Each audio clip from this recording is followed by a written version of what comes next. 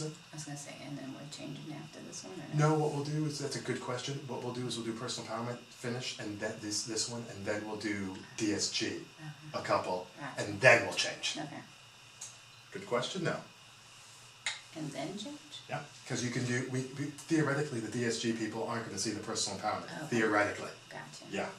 Well, they should, though. Theoretically, you have a group of DSG people who are Right. seeing their DSG stuff. You have a group of personal empowerment people who are doing that. Obviously, there's overlap. Yeah. No question, no question. Because I sent out personal empowerment to all the DSG people, too. Again, Okay. there's overlap, Okay. but theoretically, Okay. okay, back on track. All right, let me just make sure this is good. Oh, and the only thing is just make sure you don't crash too much because the mic is right there. Okay. Just FYI. All right, you ready? Hey guys, I am here with Deb Dowdy, Sales and Personal Empowerment Coach. And Deb, thanks so much for stopping by and talking with us. Oh, you're welcome. Hey, you know what? I know you go out and you do presentations across the country, right? We've been kind of going through this little series of people have asked you different questions. They ask you while you're there. I know if it's like me, they ask you while you're there, they email you, they do all of this stuff. So what we decided to do was to kind of collect some of these questions that you've been asked, not only in the audience, but whatever. And we're just going to tackle another one here for you. Absolutely. And that way people can, if they're listening, they can actually take a look and go from there. This one is something that, I got to tell you, I personally struggle with myself a little bit. Talks about structure. Okay, and yeah, a little bit, and it talks about how do you structure your business day so that you don't let stuff derail you. Because I know if you're like me and these guys are like me, and I know you've had this probably yourself, you get going what you're going at, and then something comes out of the blue, and it kind of knocks you off. Yeah, it kind of knocks you off track a little bit. So what do you do to kind of really structure your business day so that you don't get derailed and you don't get knocked off track? Okay.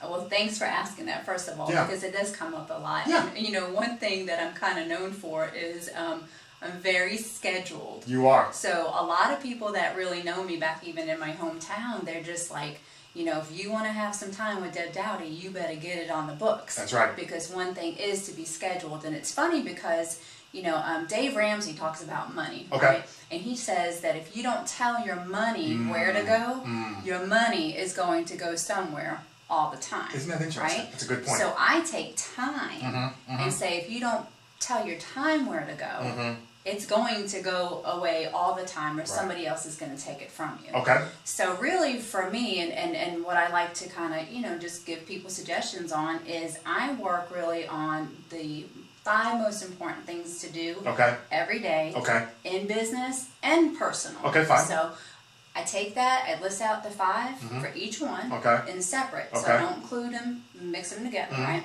And then usually what I do is I will tackle, and this is a little different, but just hear me out because there's a lot of psychology behind this. A lot of times we were taught to just do what the most important things were and so on down your list, right? That's fine and good, but sometimes some of those things on that list are the hardest thing to do, and sometimes we're dreading them as a service professional or a busy entrepreneur, right? So when you dread something, you kind of just like, you feel overwhelmed, you get angst, you get all these things. So my thing is I teach people and myself, I tackle the hardest thing or what's kind of giving me some kind of wound, or I really So need the to hardest, get this done. most important. First you do the most important, 1 through 5. Then from there you figure out, all right, what do I need to give this knockout? What do I need to do now? Because if not, I'm going to procrastinate and just keep pushing it off. And then it just kind of, it hurts my head. Really, seriously, think about it. And then you keep, because the thing is what you focus on magnifies. So if I'm focusing on that thing, oh my gosh, do I really need to do this all day long? You're going to wear yourself out before you even get there, and then it's going to be pushed off to the next day. So you do that first, and then what happens in terms of sometimes you get derailed, a phone rings, what do you do with that? Well, here's what I do, is I actually work on power hours and power days. And when I'm having my office time, you know, I don't look at my phone. I put it down, I put it on silent, I don't answer texts, I don't answer emails. Totally agree If I'm doing outgoing proactive calls, I break them down typically in about 20-minute increments Okay. per hour, 20, Okay. 20, 20, Okay. right? Okay. And then I stay to one group of calling Okay. type categories Okay. within each one of those 20 minutes. Okay. Because again, when we start mixing things and you multitask, Right. you get off course. That's exactly right. Okay? And then another thing is this way, if you do things like that, other people's emergencies won't become your emergency because you are living your work schedule by some structure, right, first of all. And the other thing, within that day, I typically do what's called the 40-40-20 rule. Okay, right. So 40% of the time is spent on marketing my business. Right. 40% of the time is actually servicing right. my clients and customers and follow up and that type of thing. Right. And the other 20% is just, whatever else you have to do. Right. Whatever. Not a problem, right? So if you kind of follow those guidelines, you have structure. Right. You have a little bit more joy in what you're doing. Right. You're not all over the place. Right. And then other people's emergencies are not going to become yours. Because you're not looking for it. And that's a great point. Yeah, you're not reacting. And one of the things, because I know there's people saying, oh, well, that works for you, Deb, and that would never work for me because people are always knocking on my door or calling. Let me tell you what I've learned as well, Yeah, and from your stuff as well, which is, and my mom said this, people learn how to treat you. Absolutely. And what you'll find, and you tell me if you agree with this, what I found, is that people learn. And maybe it's a week, maybe it's 2 weeks, maybe it's a month. I don't know I don't have a number, an hour. Right. But after a period of time, let's call it a month right. or a few weeks, what happens is people learn that, boy, you know what? Sally Sue here is really, on this. Right. She's not answering calls after, whatever. She's not going to be doing this. She's working out. She's doing these types of things. And then what happens is it becomes a virtuous cycle. Right? And then it's not that you have to be able to necessarily have this huge wall all the time.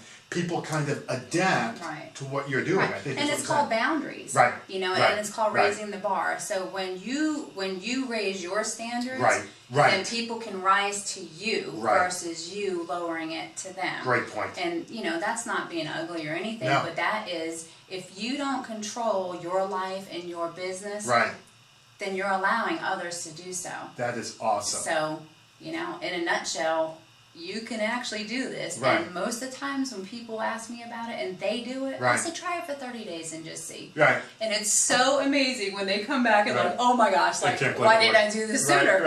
I'm like, I don't know what you are now, so there you have it, right? Well, that's awesome, Deb. Thanks for the good stuff. I know you've got your website, which is debdowdy.com. Right. If people want to take a deeper dive into, blogs and things like that, they can go to debdowdyblog.com. We made that real complicated, so hopefully you can remember that. But yeah, I appreciate this, going through some of the questions, and I appreciate you coming out. Absolutely. Thank you. I want you to have a great day, Brian, because you know what? It is a choice. Awesome. Bye-bye. Bye, guys. Okay. You're warming up? All right. All right. We're getting the Deb Dowdy back. Let's go.